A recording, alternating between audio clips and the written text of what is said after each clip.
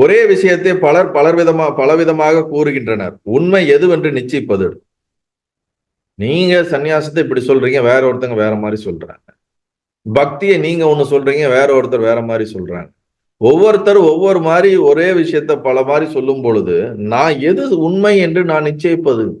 ஒரு நல்ல கேள்விதான். நம்ம எல்லாருக்கும் வரக்கூடிய ஒரு கேள்விதான். பகவான் என்ன சொல்றாருன்னு பார்ப்போம்.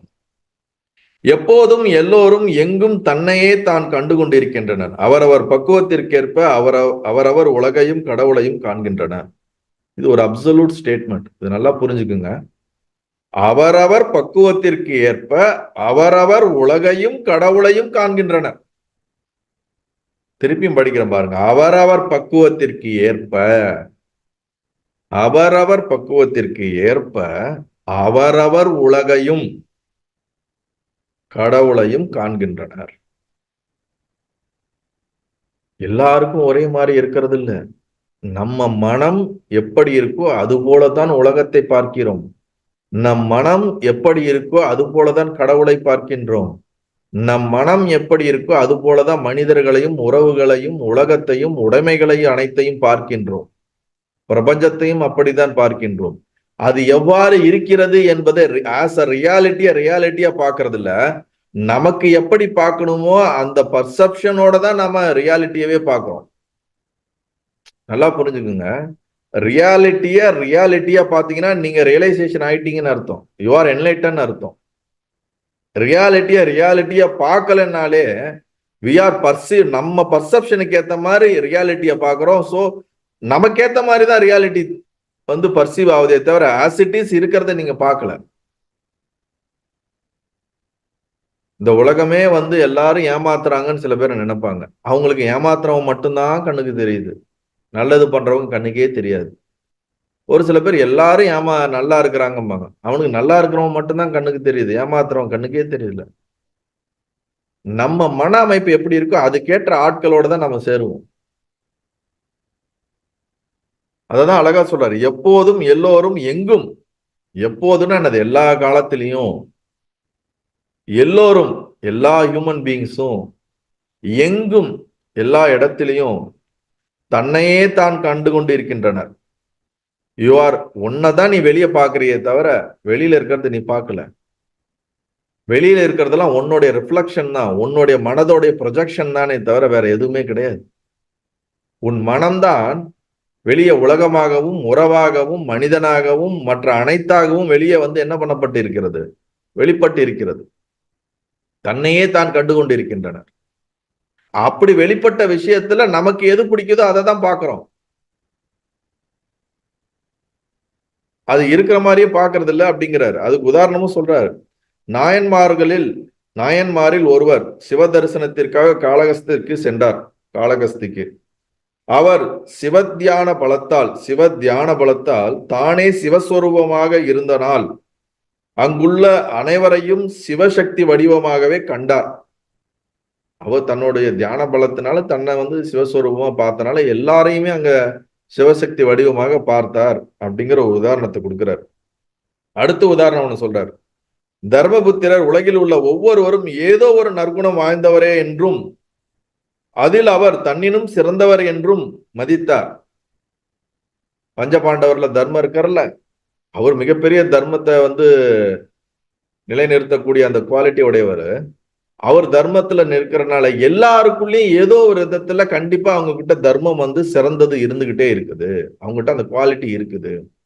தன்னை விட அவங்களுக்குள்ள ஒவ்வொருத்தருக்கும் இருக்கக்கூடிய ஒரு தர்மத்துல வந்து அவங்க சிறந்தவராக தான் இருக்க முடியும்னு அவர் பாக்குறாரு. ஏன்னா எல்லாத்துக்குள்ளயும் தர்மம் இருக்குதுங்கிறத அவர், ஏன்னா அவர் தர்மத்துல எஸ்டாப்ளிஷ் ஆயிருக்கனால. அடுத்த உதாரணம் என்னன்னு சொல்றாருன்னா,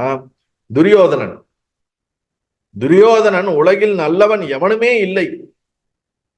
அவன் ஒரு அகங்கார பிடிச்சவன், எல்லாத்தையும் நெகட்டிவிட்டியா பாக்குறவன்.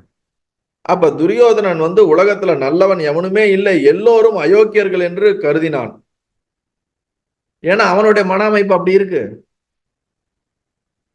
சகுனியோட மன அமைப்பு எவனையுமே நம்ப மாட்டாரு. நான் எடுக்கிற முடிவு, நான் யோசிக்கிறது சரியா இருக்கும்னு நினைக்கிறவர் அவரு. அப்ப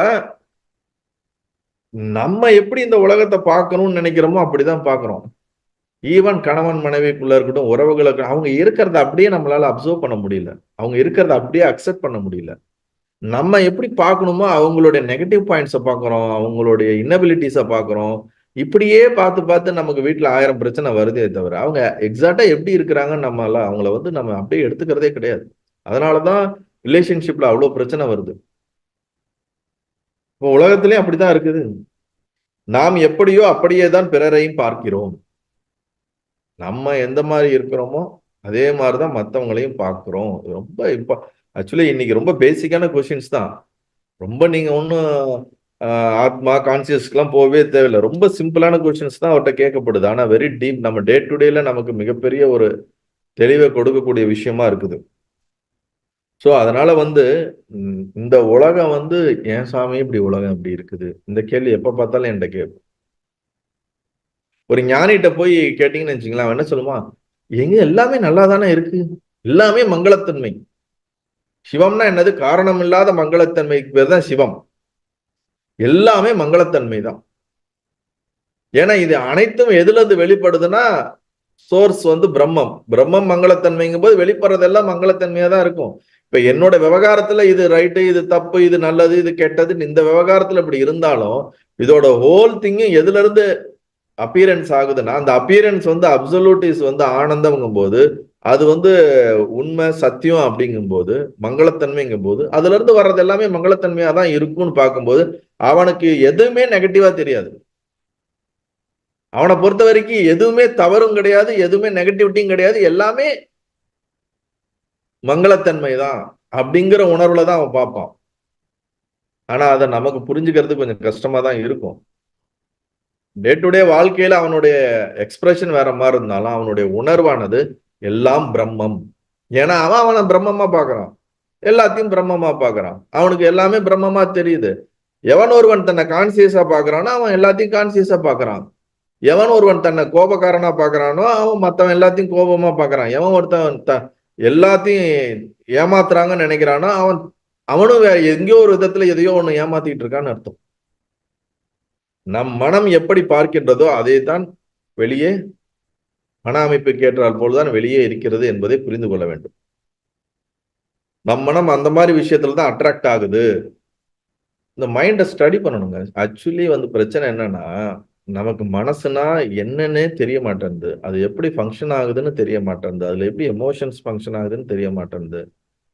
அதனுடைய ஃபங்க்ஷனாலிட்டி எப்படி எப்படி எதெல்லாம் எந்த மாதிரி சேஞ்ச் ஆகுது, நமக்குள்ள எப்படி ஸ்டோர் ஆகுது, அது எப்படி ரீக்ரியேட் ஆகுது, எந்த மாதிரிலாம் அது டெவலப் ஆகுது, எப்படிலாம் அது எக்ஸ்பிரஸ் ஆகுது, இந்த பேசிக் சர்க்கியூட்ஸ் நம்மளுடைய இன்டர்னல் சிஸ்டத்தோடைய ஆப்ரேட்டிங் சிஸ்டமே நமக்கு தெரியல. ஆனா அந்த ஆப்ரேட்டிங் சிஸ்டத்தை வச்சு தான் பிறந்ததுல இருந்து இன்ன வரைக்கும் வாழ்ந்துட்டு இருக்கோம், வச்சு யூஸ் பண்ணிட்டு இருக்கோம். அது எப்படி ஃபங்க்ஷன் ஆகுதுன்னு கேட்டா ஃபங்க்ஷன் ஆகுது. அது சுகப்படும் போது சுகமா இருக்குது, கஷ்டப்படும் போது கஷ்டமா இருக்குது, துக்கப்படும் போது துக்கமா இருக்குது, சிரிக்கும் போது சிரிக்கிறேன். உனக்கு ஒரு டூல் கொடுத்துருக்காங்க, அந்த டூல் எப்படி ஃபங்க்ஷன் ஆகுது தெரியாது. ஆனா அதை வச்சுட்டு தான் நான் வாழ்க்கையை ஜெயிக்க போறேன், வாழ்க்கையை அதை பண்ண போறேன், இதை பண்ண போறேன்னு ஓடிட்டு இருக்கோம். அந்த டூல் எப்படிப்பா ஃபங்க்ஷன் ஆகுதுன்னு தெரியாது. எல்லாருக்கும் இருக்கக்கூடிய பேசிக் ஃபவுண்டேஷன்லயே பிரச்சனை. அதுக்கு மேலதானே வீடு கட்டுறது. ஃபவுண்டேஷனே நமக்கு சரியா இல்லைங்கிறதும் யதார்த்த உண்மை. சரி, நம்ம சப்ஜெக்டுக்கு வருவோம். சோ அதனால வந்து எப்போதும் எல்லோரும் எங்கும் தன்னையே தான் கண்டு கொண்டிருக்கின்றனர். அவரவர் பக்குவத்திற்கு ஏற்ப அவரவர் உலகத்தை கடவுளை காண்கின்றனர். இதுல வேற அவரவர் உலகம், ஒவ்வொரு உலகம் அவங்கவுங்க மனசு கற்பனைக்கு ஏத்த மாதிரி உலகத்தை பாக்குறாங்க, அதுக்கேத்த மாதிரி கடவுளை பாக்குறாங்க அப்படிங்கிறாரு. நல்லது.